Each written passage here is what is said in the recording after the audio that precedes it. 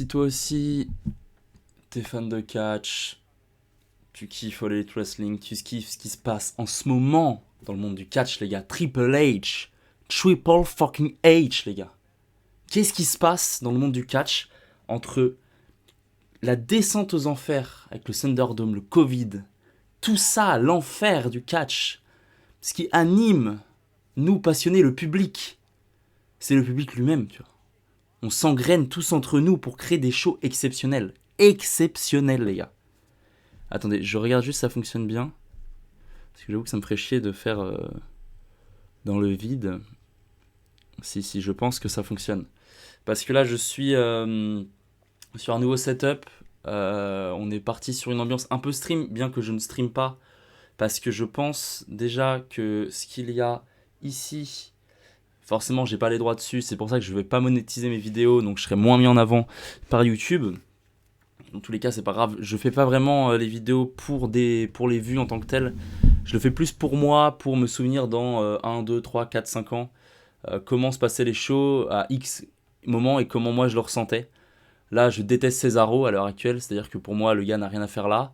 Peut-être que dans 4-5 ans, je sais pas, il se fera vieux déjà, hein. Il se fera vieux, c'est bien ce que je reproche, c'est d'être trop vieux.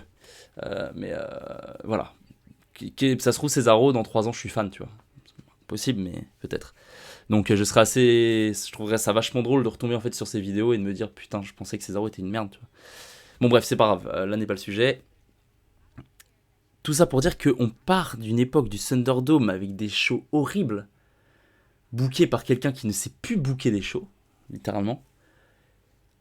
Une alternative secret, All Elite Wrestling, c'est une dinguerie, moi j'adore, je suis fan incontesté de la EW. Et le moment où ils sont dans un ventre mou, où il n'y a plus trop de star power, tu sens que leur show, qu'est-ce qui se passe, Cody Rhodes, MJF, ça tire la gueule, tac, Triple H prend le booking. Tony Khan, il est pas bien. Tony Khan, il est pas bien. Les Malakai, les Rousseff, les Aleister Black, ils ont envie de rentrer. Hein. Ils ont envie de rentrer voir Papa Triple H.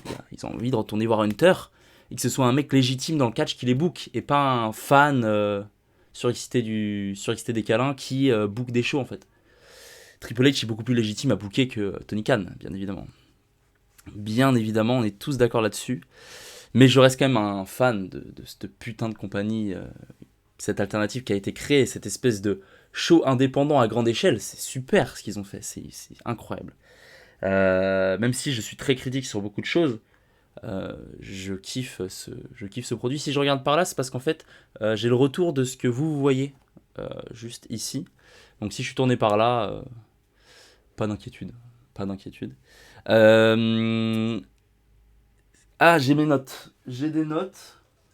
J'ai des notes. Alors pourquoi j'ai acheté d'ailleurs un espèce de setup de stream alors que je stream pas? C'est parce que, comme vous le savez, enfin, je sais pas si beaucoup de gens le savent, mais je déteste les montages. C'est-à-dire que je passe déjà dans mon taf 6 ou 7 heures de ma journée sur un PC, sur un logiciel qui s'appelle Mensura, qui est assez complexe à maîtriser, je le maîtrise bien. J'arrive le soir, j'ai pas envie d'apprendre un logiciel et d'apprendre à monter, si tu veux. Quand t'as déjà 6 heures d'ordi, t'as envie d'arriver sur ton PC et que tout fonctionne. Voilà, c'est tout. Moi, j'ai juste envie de parler de 4, j'ai pas envie. Oh putain, j'ai pas lancé la cam. Ah, mais. J'ai besoin de lancer la cam ou pas?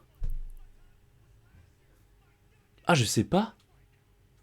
Parce que là, ça enregistre, mais j'ai pas lancé la cam.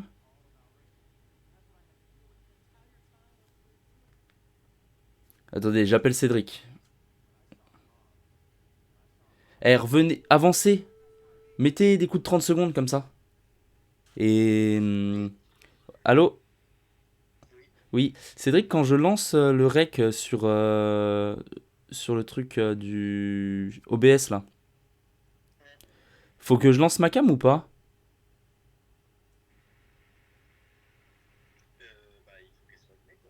Faut qu'elle soit allumée, mais j'ai pas besoin d'appuyer sur le bouton rouge du rec ici? Sur ta caméra? Ouais. Bah non, justement, c'est lui, il prend le flux vidéo de ta caméra en direct et il l'enregistre via le logiciel. Il le synchronise au son instantanément. Ah ouais, ok. Parce que là, en fait, ça fait 10 minutes que je rec et je me dis putain, mais ça se trouve, ça rec pas. Je suis une merde. Mais Bah, tout va bien. en fait, ce que tu vois à l'écran, ce que tu vois devant toi à l'écran, c'est exactement ce que tu enregistres. Ok, ok, ça marche. Bah super. Ok, merci mon Cédric. Bisous à toi, merci. Ah ça va, je l'ai appelé 1 minute. Il y aura pas de cut, hein. Les gars, pas de cut. Hein. Putain, est-ce que j'aime pas ça, quoi. Waouh, est-ce que j'aime pas ça.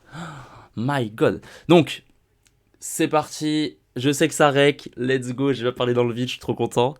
Et en fait, ce qui va se passer, c'est que ça se trouve, cette vidéo ne sera jamais disponible parce que je vais pas pouvoir poster ça. On verra bien. C'est ce qui va me différencier des autres. Je suis pas dans un truc d'image, de diaporama.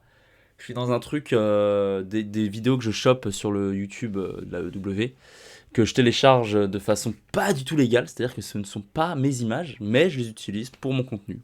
Ça ne peut pas fonctionner. C'est évident que je vais me faire strike. C'est pas grave. On voit le finish explosé de Ricky Starks, que j'adore, hein, mais il a un finish éclaté. On en reviendra tout à l'heure. Donc j'ai mes notes. C'est ce que je disais. J'ai mes notes, j'ai mes notes, j'ai mes notes. Et on va parler du show. On va parler du show, les gars. Alors, le premier match, donc c'est Darby fucking Allin.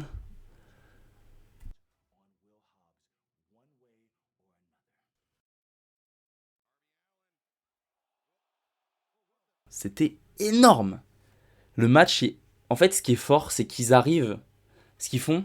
Je vais enlever la vidéo parce que sinon je vais être distrait. Juste regarder si ça fonctionne.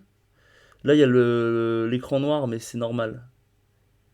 Il y a l'écran noir parce que Sting se cache. Voilà, là, ça fonctionne. Ce qui se passe, c'est exceptionnel. C'est qu'en fait, il y a un mec légitime comme Brody King qui a le charisme, qui a tout pour être un putain de main eventer. Et ce qu'ils font avec Brody King, contrairement à WWE, où en fait ils bookent des mecs genre Strowman. Oui, je suis torse nu, mais il fait trop chaud, hein, les gars. Comme Strowman, comme des monstres, Kane à ses débuts, etc. Ils les font pas perdre, les mecs. Ils les font pas perdre jamais. Ils défoncent tout un roster sans s'arrêter. Ce qu'ils font avec Brody King, c'est qu'ils le font perdre en fait. Ils le font perdre, ils le font pas, ils le donnent pas, ils le rendent pas trop fort direct. Ils lui donnent des victoires. La Battle Royale, c'était exceptionnel. L'image avec Darby Allin qui est étranglé, c'est exceptionnel. Le match contre Moxley, il est bien. La semaine dernière, il bat Darby Allin dans un match. Il le bat clean, c'était trop bien. Et là, il se retrouve dans une configuration de match qui est beaucoup plus en avantage de Darby Allin. Et en fait, ça fonctionne super bien. Ça fonctionne trop bien parce que Darby Allin, déjà, est une putain de star. Il sait s'adapter à toutes les catégories de catcheurs. Et Brody King perd. Et je trouve qu'il en ressort fort dans sa défaite. Des gens pourraient dire, ouais, mais il perd contre un gamin. Non. Il perd peut-être, mais sur le long terme, il gagne de ouf. Parce que sur le long terme, on va savoir que le gars peut perdre. Et donc, en fait, on va pouvoir le mettre champion et on sera pas là en mode putain, on l'a construit trop fort, comment on le fait perdre. Et directement, tu le fais perdre et ça fonctionne plus. Regardez Strowman à No Mercy 2017. Strowman perd. Je recontextualise. Strowman est dans le combat Fatal 4-Way à SummerSlam 2017 avec Joe, Roman Reigns, Strowman et Lesnar. Mais vous avez vu à quel point Strowman a dominé le match. Le mec fait passer Brock Lesnar, je crois, à travers les 3 tables de commentateurs. Hein. Les 3. Hein. Il fait passer Strowman à travers les 3 tables. Trop fort. Trop fort. Il a un match à No Mercy, il perd en 1 F5. 1 F5, il perd, le gars. Strowman, à partir de là, descend aux enfers. Et quand un Lesnar contre... T'as un Lesnar contre Strowman à Crown Jewel, et Strowman repère contre Lesnar, c'est 1 an plus tard. Et en fait, ils ont enterré Lesnar comme ça, et Lesnar, c'était plus du tout légitime après. Ça fonctionnait plus, Lesnar. Strowman, pardon, autant pour moi. Je trouve qu'il remporte, il a sa belle victoire contre Goldberg au WrestleMania 36, quand il n'y a pas de spectateurs. Il a sa belle petite victoire, il a son titre, bon voilà, devant personne. C'est cool, tu vois. Là, ce qu'ils font avec Brody King, c'est qu'il... Voilà, c'est ses débuts, mais il perd déjà, gentiment, il perd, hop, comme ça. Je suis un bon main eventer avec du potentiel, et je suis pas un mec genre OP, cheaté, directement à la Wardlow. Je reviendrai sur son cas plus tard. Wardlow, pour moi, c'est pas bien ce qu'ils font avec lui. Ça fonctionnera pas sur le long terme, Wardlow. Ça fonctionnera pas du tout sur le long terme, Wardlow. Et non, je trouve ça vachement cool en fait ce qu'ils font là avec Brody King. Le match est d'une violence, mais le match est d'une violence. Il démarre direct. Ça, c'est un bon opener. Ça fonctionne. Ça fonctionne trop bien. Je trouve que le côté comique avec Sting, ce qu'ils mettent avec Sting, c'est super. Comment Buddy Matthews ouvre le cercueil. Et il y a Sting, comment il se relève. Ah, c'est tellement drôle. Mais c'est tellement drôle. C'est super. Merde, mes notes. Putain, je jette mon téléphone, il y a mes notes dessus. Mais c'est super. Hein. Non, c'est rien à dire. Donc, super. Ensuite, t'as la... En fait, au fur et à mesure. Parcourir. T'as un Andrade El Idolo contre Rush après. Mais avant ça, t'as des promos backstage de John Moxley. Il a l'habitude d'en faire. John Moxley, je me lasse un peu. John Moxley, depuis qu'il est revenu de sa convalescence là, c'était quoi qu'il a. Ah oui, c'était un problème d'addiction à l'alcool. Depuis qu'il s'est fait soigner, il est revenu et il est trop fort en fait. Il refait ces espèces de promos et c'est un peu redondant, c'est toujours la même chose. Voilà, je suis pas spécialement fan de ces promos là à Moxley. Enfin, je crois que je dis n'importe quoi parce qu'en même temps, il donne de la hype pour son match. Mais si, c'est très bien en fait. Tu vois, j'avais menti. J'adore. Moxley, j'adore. Non, en fait, je trouve que c'est quand même relativement toujours pareil. Dans le sens où, voilà, il vient, il hype son match. Mais si, c'est très bien en fait. Putain, je suis un ouf, moi. Non, non, c'est bien. Non, c'est bien ce qu'ils font. Mais en fait, moi, je suis pas hype par le match. En fait, c'est ça. C'est qu'il essaye de me hype un match sur lequel je suis pas hype. Le Jericho Moxley me hype pas. Parce que la rivalité JAS contre le Blackpool Combat Club, pour moi, c'est pas une bonne rivalité. Voilà. Parce que je trouve que ils sont beaucoup dans la Jericho Appreciation Society. Ils étaient pas assez dans le Blackpool Combat Club, putain de merde. Et du coup, ils y ont foutu Eddie Kingston. Alors que Eddie Kingston, moi, j'attends qu'une rivalité contre Bryan, j'attends qu'une rivalité contre Cesaro, une vraie rivalité contre Cesaro. J'attends une autre rivalité avec Moxley, j'attends ça, tu vois, j'attends des rivalités internes. Pour moi, Eddie Kingston, il peut faire des rivalités avec tout le monde en fait. Et là, ça fonctionne pas quoi. Et honnêtement, il fallait les mettre en rivalité contre The Elite avant qu'ils se séparent, The Elite. Il fallait faire une rivalité pour essayer de choper. Il fallait choper. Comment il s'appelle, Kyle O'Reilly. Il fallait choper Kyle O'Reilly dans ses rangs. Ça devait être le rôle du Blackpool Combat Club avec Ambrose, avec Bryan et avec Moxley, Bryan et Wheeler Yuta. Wheeler Yuta trop fort. C'est ça qu'il fallait faire. Il fallait essayer de choper Kyle O'Reilly et ça devait être un Kyle O'Reilly on the pole match. C'est ça qu'il fallait. Parce que putain, le mec, il a tout pour être dans le Blackpool Combat Club, à l'instar d'un Cesaro, qui n'a rien à foutre là, Cesaro, putain de merde. Cesaro n'a rien à branler dans le Blackpool Combat Club, il est là, à la fin, dans le main event. Ce qu'il fait, c'est horrible, Cesaro. Oh my god, ce que ça fonctionne pas, Cesaro. Donc, ils essayent de me hype un match, et je suis pas hype du tout. Voilà, je suis pas du tout hype. Donc, ce qui se passe ensuite, c'est que t'as le match Andrade avec Rush contre je ne sais même plus qui. Alors. Ah oui. Contre Phoenix et Penta Oscuro, exact.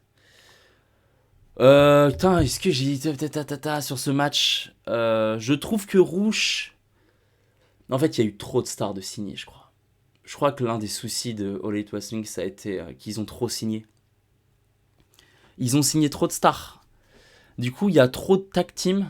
T'imagines, on se plaint à la WWE qu'il n'y ait pas assez de tag team et qu'il n'y a pas assez de roulement. Là, il y a trop de tag team, donc tu as trop de mecs qui sont dans l'ombre du meneur de la team, ce qui fait qu'il y a trop de mecs dans les rosters, et en fait, on se perd un peu. Rush, c'est quoi sa personnalité ? C'est qui Rush ? Tu vois, personne sait. Ah, Malakai, Body Matthews, Brody King. Brody King, il y a déjà eu, voilà, il y a un petit mot de lâche, comme je l'ai dit, c'est cool ce qu'ils ont fait avec Brody King. Mais Body Matthews, on le connaît parce qu'on regarde WWE, mais sinon Body Matthews, on sait pas qui c'est. C'est quoi sa personnalité à Body Matthews? Pourquoi il est là? Et bah Body Matthews, c'est Rouge. Rouge, on sait pas qui c'est Rouge. Moi, je suis pas, je suis pas une encyclopédie vivante du catch. Je connais ce que je regarde. Je passe du temps sur les forums à essayer de regarder machin machin. Mais Rouge, moi, je le connais pas Rouge. Parce que moi, je suis vraiment un mec qui regarde juste du catch et je m'appelle pas Sturis, tu vois. Je m'appelle pas Christophe Ajus. Juste, moi, rouleau, je regarde du catch. Bonjour. Et bah, Rouge, moi, j'aimerais savoir qui c'est. J'aimerais qu'il prenne un micro. J'aimerais qu'il m'explique. Ok, moi, je m'appelle Rouge. Avec Andrade, on a dominé le circuit pendant tant de temps, il y a 7 ans de temps. Ok. Parce que là, en fait, Rouge, il fait des super kicks. Ok, tu vois. Il fait des super kicks, comme tout le roster qui fait des super kicks. Voilà. Donc, je sais pas qui est Rouge. Il fait des bons matchs. Mais pour moi, c'est. Voilà, pour moi, il apporte pas une plus-value incroyable au produit. Voilà. Pour moi, il n'y a pas grand-chose à dire sur eux. Je suis content qu'ils aient gagné le match. Penta et Phoenix, ça s'essouffle, hein. Penta et Phoenix, ils avaient plus l'aura qu'ils avaient, hein, en 2019. Hein. Leur match contre les Young Bucks et tout, je me souviens à l'époque, les ladder match et tout, c'était exceptionnel. Là, je trouve que t'as quand même une aura qui disparaît. Hein. Je sais pas, je pense que c'est. T'imagines, je vais me plaindre, mais c'est horrible de quoi je vais me plaindre. Les matchs. Chaque match de Penta et Phoenix, c'est des main events de WrestleMania. C'est des putains de matchs de fous furieux. Et en fait, on s'est habitué à un niveau de match qui est beaucoup trop haut. On est beaucoup trop. Tous les matchs de Penta et Phoenix, ça dure 20 minutes. C'est exceptionnel. Il y a des super kicks dans tous les sens. C'est trop cool. Ce qui fait que, bah, pourquoi ils sont pas champions, je sais pas. Donc, bah, ils ont des matchs toutes les semaines. On se lasse un petit peu parce qu'ils perdent leur masque. Et voilà. Du coup, en fait, pas grand chose à dire sur ce match. Voilà, je suis. Bon, quand Penta a le masque accroché et qu'il reste là à se laisser faire, et une fois que c'est accroché, il y va. Bon, c'est un peu space. Mais voilà. Bon. Mais de toute façon, je crois que Andrade. Je pense qu'Andrade n'a qu'une hâte, c'est de retourner à la WWE. Hein. Le mec veut retourner à la. Voir Hunter, voir sa meuf, voir tout ça. Il a envie de se barrer, le gars. Hein. C'est sûr. Mettez-vous à sa place. Le mec, il est dans une compagnie qui lui a promis la lune. Finalement, pas trop, il se passe pas grand chose. Il a envie de se casser. C'est une évidence. C'est une évidence. Donc voilà, victoire de Rouge et Andrade par un match avec un petit peu trop d'overbooking selon moi, avec un petit peu trop de super kick. Mais bon, c'est comme ça. Mais pas mal, pas mal. Non, c'est bien, hein, attention. Hein. C'est bien, c'est bien, c'est bien. Ensuite, c'est quoi? C'est le passage de Christian Cage, Luchasaurus et Jungle Boy. Tac, je vous mets ça. Donc c'est un squash hein, de Luchasaurus. Je kiffe le fait qu'il ait gardé son côté un peu sombre. J'aime bien. J'aime bien, ça fait vachement penser à Kane. Il avait dit qu'il était fan de Kane. Je trouve que c'est pas mal. Ce qu'il fait, c'est pas mal. Jungle Boy, mais l'aura, le star power qu'ils ont réussi à créer sur Jungle Boy, mais bravo! Bravo, bravo. Mais vous avez vu la pop quand il arrive, Jungle Boy? Et le fait qu'il soit en t-shirt noir, voilà, et qu'il arrive pas avec des lianes et je suis le petit Tarzan, je trouve que ça marche vachement bien. Le fait de le sortir un peu de son gimmick tout public pour l'amener vers quelqu'un qui a une vraie personnalité et tout, je trouve que ça marche super bien avec Jungle Boy. Il est trop fort et trop légitime. Luchasaurus est trop fort aussi. Pour moi, ce qu'ils font, c'est parfait. Jungle Boy, pardon. Luchasaurus, c'est un duo, faut absolument pas que ça cesse, ça marche trop bien. Christian Cage. J'ai mal à mon Christian. J'ai mal à mon Christian. Christian, ça marche pas trop, Christian, je trouve. Christian, voilà, c'est un gars, il insulte tout le monde. Sauf qu'on sait qu'il catch pas plus si bien que ça. Et il a un charisme, il a quelque chose, Christian, hein, c'est évident. Mais en fait, ça arrive d'un coup d'un seul. C'est-à-dire que Christian, il a jamais vraiment catché dans sa vie. Non.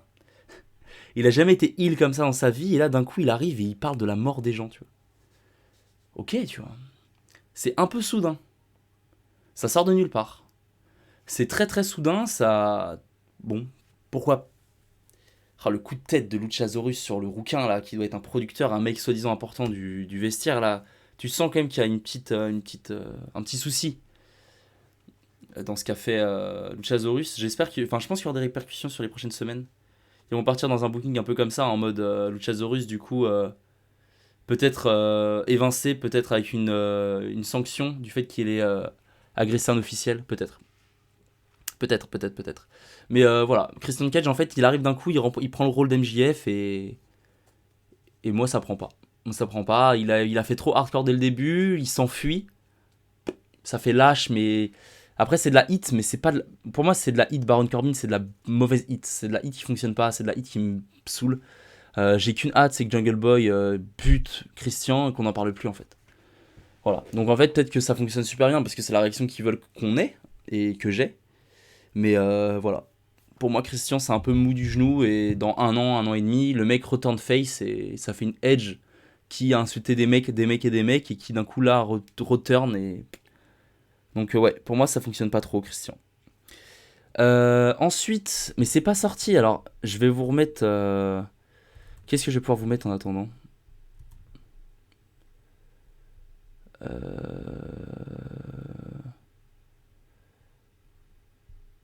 Ah merde, ça m'emmerde. Parce que là, ce qui se passe, c'est que je vous aurais bien montré le passage dans les vestiaires avec les Young Bucks, le Dark Order et Eggman Page. Mais j'ai pas le. Ils ont pas sorti le truc vidéo sur leur YouTube, j'ai pas pu le télécharger. Donc en fait, je l'ai pas. Je l'ai pas. Mais je crois que là, c'est d'abord. On va parler de Wardlow. On va parler de Wardlow, les amis. Tac, Wardlow. Satnam Singh, l'espèce d'assistant et Jay Little. Jay Little, pardon. Ah, ça prend de la place à la télévision, hein. Et les gens veulent pas voir ça, hein. Ça prend de la place. T'as Homos, MVP et Jay Little, quoi. Non, je dis n'importe quoi. Mais ça fonctionne pas, les gens ont pas envie de voir ça, je pense, tu vois. Et je pense que ça, c'est la preuve que ça s'essouffle un petit peu à EW, là, ces derniers temps. Il faut que ça revienne, il faut qu'ils réécrivent sur du long terme, parce que là, en fait, avec la blessure incertaine de CM Punk, son retour, comment ça allait se passer, il était un peu dans un ventre mou. Avec un championnat intérimaire en la personne de John Moxley, tu sens que les plans, ils ont été chamboulés, ils savent pas trop quoi faire, tu vois. Là, sur le long terme, ils sont un peu baisés. Ils sont un petit peu baisés à EW. Et pour moi, ça, là, ce trio...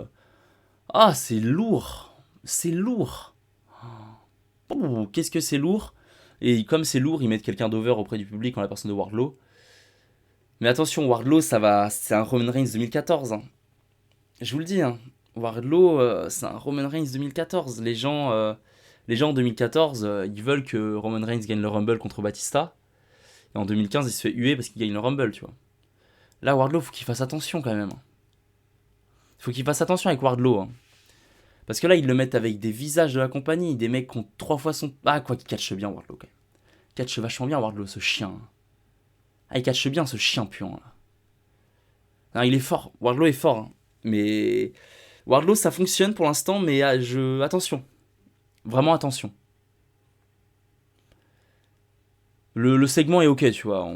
Je sais pas trop vers quoi ça va mener. Est-ce qu'il catch l'espèce d'assistant à côté de Jay Lethal? Je sais pas. Mais Satnam Singh, est-ce qu'on a hâte de le voir catcher? Non. Personne n'a hâte de voir Satnam Singh. Personne. Mais personne n'a hâte de ça. J'ai hâte à ce qu'il se fasse dans un tournoi, qu'il se fasse éliminer par Kenny Omega en un coup de genou, comme Kenny Omega à l'époque quand il venait de turn heel, quand il commençait à turn heel, il avait défoncé Sonny Kiss à l'époque. Un coup de genou, Wing Angel, ou je sais plus c'est quoi ça, Wing Angel, un truc comme ça, je ne sais plus exactement. Saut de l'ange ou tac, terminé, 1, 2, 3, on n'en parle plus. Ça c'était cool. J'aimerais que ça devienne un Vladimir Kozlov et qu'il fasse plus rien, qu'il soit viré quoi. Sam Dancing, il fait rien, il me plaît pas. Il me plaît vraiment pas.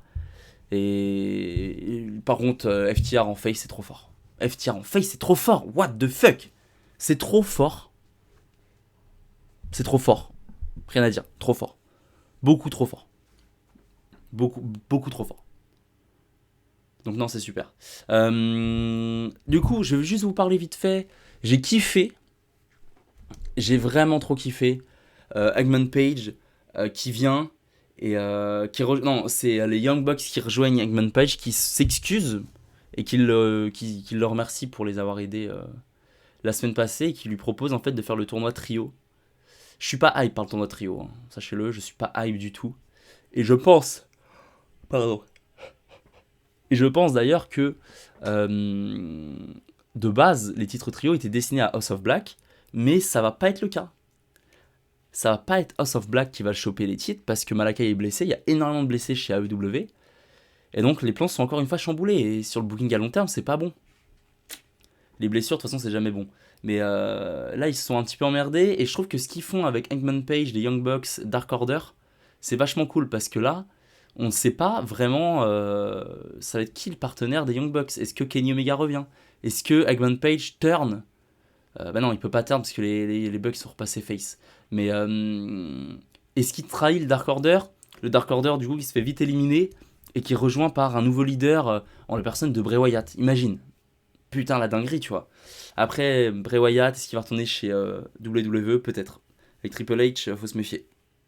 Faut se méfier. Moi, j'adorerais qu'il soit à la WWE, hein. Franchement, ce serait énorme. Ce serait juste énorme. Ce serait énorme. Rien à dire, ce serait trop cool.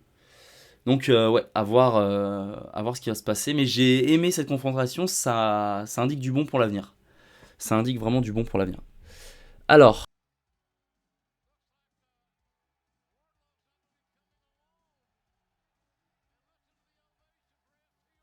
des personnes qui me donnent envie de regarder le prochain numéro, en fait.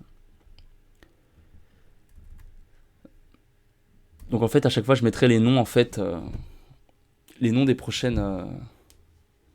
Le nom des stars qui m'intéressent en ce moment, en fait. C'est ce que je vais faire. Ricky. Ricky.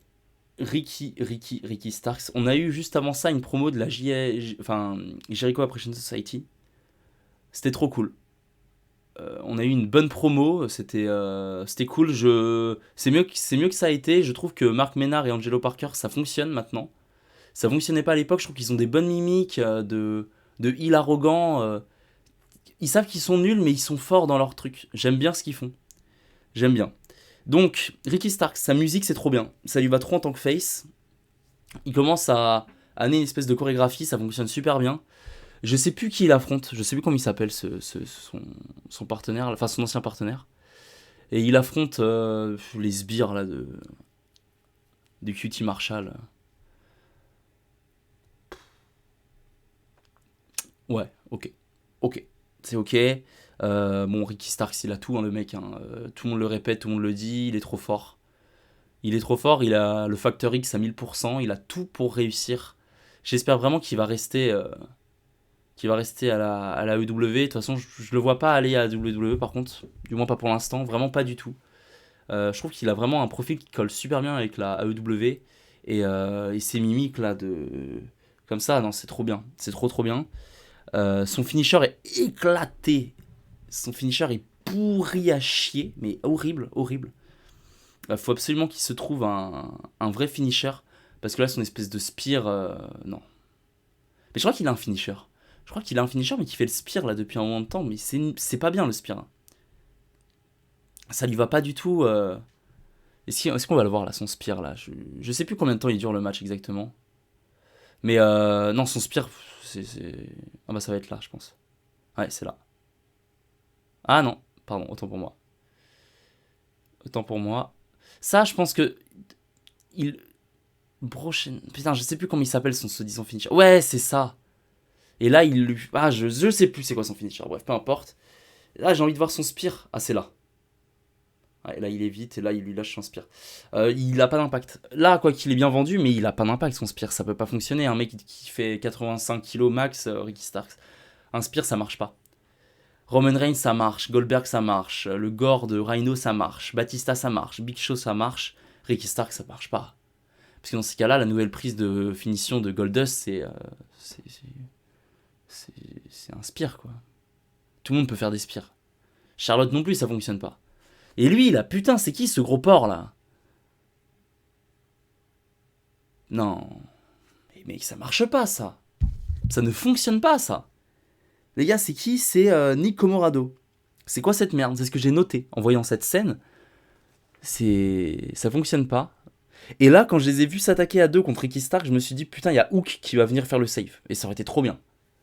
Hook qui vient faire le save, ça aurait été trop bien. Qu'est-ce qui se passe là déjà? Ah ouais, c'est ça. Oh my god. Qu'est-ce qu'ils en sortent. Mais qu'est-ce qu'ils en sortent cons, les deux, là? Qu'est-ce qu'ils en sortent? Mais nul, c'est. Non, cette scène est vraiment pas ouf. QT Marshall, ça. Ouah, putain, c'est comme les trois années de tout à l'heure, quoi. C'est quand même assez lourd. Hein. T'es en mode, bon gars. Ah. Ah. Un peu chiant, quoi. Et Power Hobbs, non, c'est bien. J'aime bien Power Hobbs, à voir ce qu'il propose dans l'avenir, mais non, c'est. Pour l'instant, c'est ok, tu vois. Pour l'instant, c'est ok. Donc voilà, à voir ce qu'il propose sur le long terme avec Ricky Starks, mais je sais pas s'il y a des plans, les gars. On verra bien, hein, mais. J'avais noté comme quoi j'aurais pas séparé Powers Hobbs et Ricky Starks. Ah, c'est vrai que.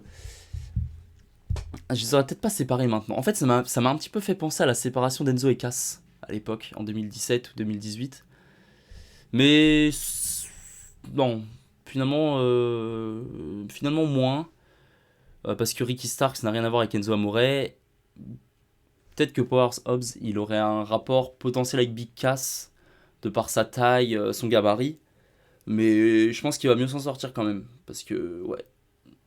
Ouais, si, il s'en sortira mieux. C'était pas très intéressant ce que je viens de dire là. Ah bon.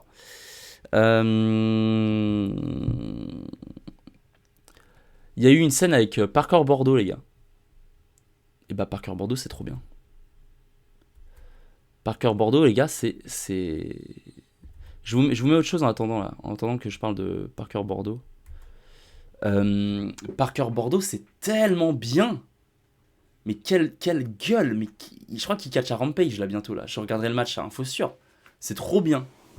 C'est trop bien. Je kiffe la gueule du gars. Il avait tout à faire à WWE. Ils l'ont pas gardé. Et AEW prend le coche. Et ben ils ont raison de le faire. Et il n'y a pas eu de mouvement par rapport à ça. Comparé à la signature de Cesaro, où il y a eu énormément de bordel. Genre en mode, ouah, Cesaro, qu'est-ce qui va se passer? C'est trop cool. C'était Parker qu'il fallait signer et sur lequel il fallait faire du bruit. Et c'est trop cool qu'il l'ait fait. Et qu'il le fasse apparaître à Dynamite. C'est super. Je suis très content. Très content. Et on verra bien ce que ça donne. Mais franchement content. On verra bien. Beaucoup de hype sur Parker. Qu'est-ce qu'on a pour la suite? Bah c'est le main event les gars. Les gars on est sur le main event là. Hop ça lance direct. Moxley tous ces matchs en sang. Oh, le code breaker. Mais le code breaker les gars. Ce finisher de fou. Il est tellement gentil, Jericho, à vouloir mettre over tout le monde que son code breaker, en fait, il en a pris un coup. Beaucoup de gens s'en sortent. C'est très rare qu'ils s'en sortent avec un code breaker. Et Jericho, c'est quand il subit une grosse défaite et qu'il doit se relancer, qu'il va catcher des mecs, genre type Matt Sydal, des mid-carders, voire des low-carders. Et d'un coup, il va faire 3-4 matchs d'affilée, il va les faire abandonner avec son Walls. Ou alors il va gagner avec un code breaker sans passer par le Judas Effect. Et du coup ça le relance en fait. Et c'est ça la magie de Jericho, en fait il est trop fort. Parce que non, Jericho c'est trop fort. Et ce qui me tue c'est la relation qu'il a avec l'arbitre là, je sais plus comment il s'appelle mais c'est trop cool parce qu'il a vraiment une relation, tu sens. Il porte la compagnie Jericho. Hein. Il a plus de 45 ans je pense Jericho maintenant. Bah oui largement. Jericho il a quel âge? Attends je vais regarder Jericho il a quel âge? Chris Jericho âge. Allez, Jericho, il a 51 ans, les gars. 51 ans, bordel de merde.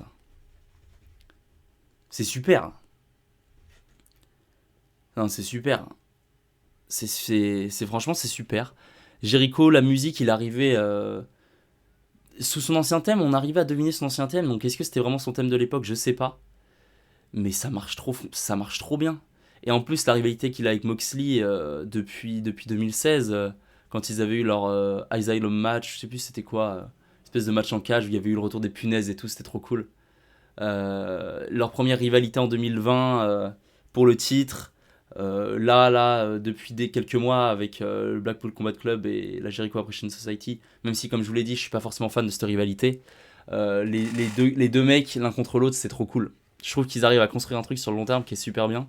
Même si là, je pense on n'est pas prêt de revoir ça. Putain, c'est vrai qu'Ambrose, il se dégage d'un Judas Effect quand même, hein.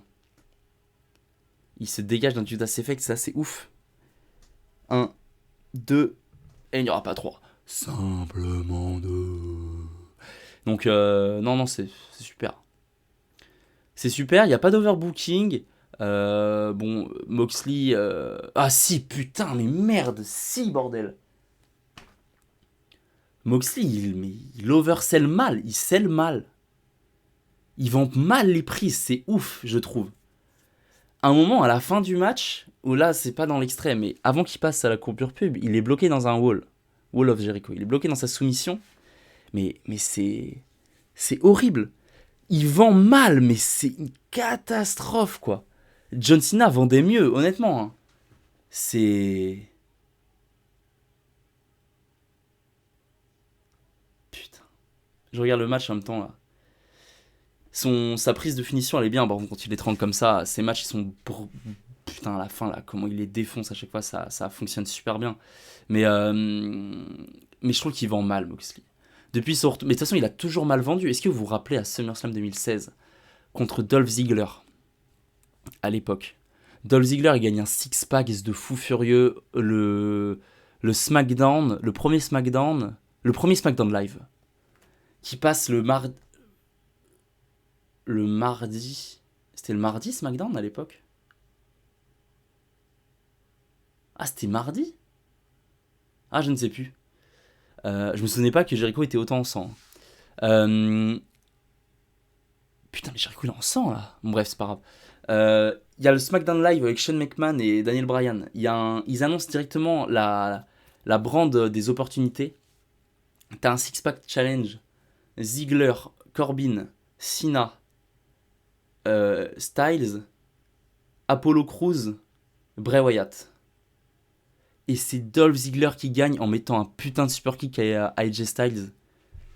Et Cena envoie tout le monde en AA, en Attitude Adjustment. Styles arrive, Phenomenal Forearm. Dolph Ziggler arrive, super kick. C'est la première fois, les gars, sachez-le, hein, c'est la première fois qu'il utilise son super kick comme finisher. Avant, c'était zigzag et tic-tac. Mais le vraiment finish super kick, c'est là. Et en fait, il tombe challenger de Moxley. Et là, t'as une rivalité horrible qui est menée jusqu'à SummerSlam avec un match dégueulasse dans lequel Dean Ambrose est incapable de vendre. Il se prend un espèce de coup, il essaye de passer par-dessus une barricade et en fait, il survend pour essayer de rester allongé sur la barricade. C'est nul à chier. Et en fait, Moxley vend mal les prises. C'est un fait, hein. Je suis désolé, mais c'est mal fait à chaque fois. Parce qu'en fait, il n'a pas vraiment besoin de vendre, étant donné qu'il gagne tous ses matchs et il défonce tout le monde. Moi, je trouve qu'il vend mal. Voilà, c'est mon avis. Pour moi, c'est un peu trop fait. C'est mal fait. Selon moi, c'est mal fait. Ceci étant dit, je suis quand même super hype pour ce qui s'ensuit. Je m'attendais au retour de Punk. Mais la fin du match avec les Ozo qui interviennent, en fait, si, je m'y attendais. À ce moment-là, moi, je le regarde en replay, en stream, et je vois qu'il reste du temps, je me dis, putain, Punk arrive. C'est évident que Punk arrive. Mais je m'attendais pas à ça. Parce que quand Moxley part en désintox, Punk prend le micro et dit clairement, félicitations Moxley, gros respect à toi, mon pote, t'es trop chaud, tu vois. Et là, Moxley s'en bat les couilles, il fait un énorme doigt à Punk, quoi. Mais un doigt de ouf. Un doigt de ouf. Et moi, ça me pose un souci. Là, moi, ça me pose un souci que Eddie Kingston soit là. C'est pas normal. Eddie Kingston, il peut être en rivalité avec chacun des mecs de son propre clan. En fait, Eddie Kingston, il a plus de légitimité à être en rivalité avec les mecs de son clan que le clan adverse. C'est ouf.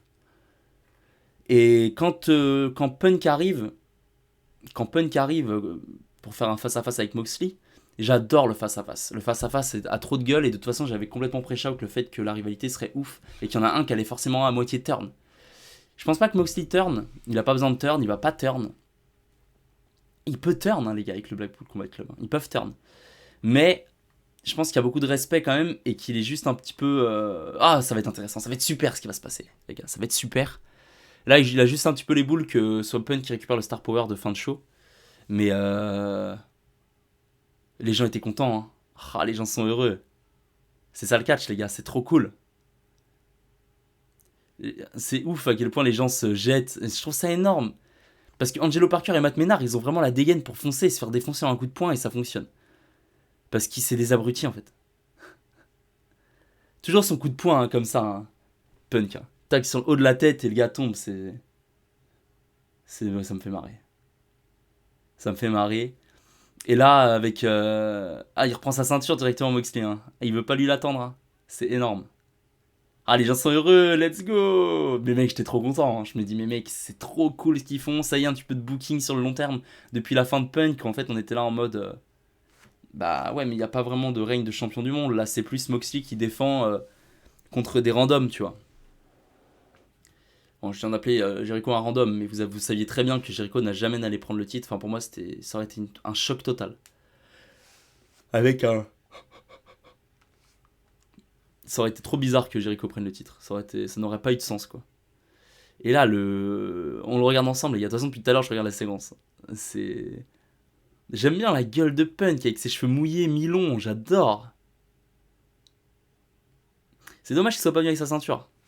Il viendra pour la prochaine fois, en vrai. Ça aura de la gueule pour la prochaine fois.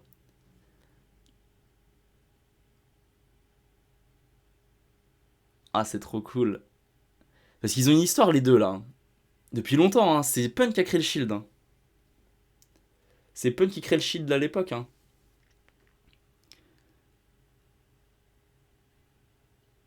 Et Dean Ambrose, c'est le mal-aimé du Shield. Hein. C'est pour ça qu'il est parti et que là, maintenant, il est là. Oh, le doigt, let's go. Et il part le coup d'épaule. C'est super. Et regardez Cesaro. Le Nigo, quoi.